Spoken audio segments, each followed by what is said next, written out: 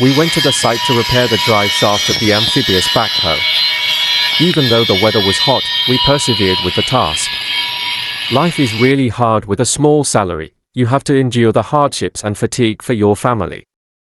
Every day presents its challenges, but we know that our efforts are for a greater purpose. The long hours and tough conditions are worth it when we think about providing for our loved ones. Each repair we make is a step towards stability and a better future.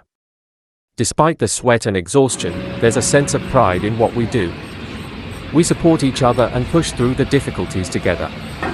In the end, it's not just about the job, it's about the hope that our hard work will pay off for our families and give them a brighter tomorrow.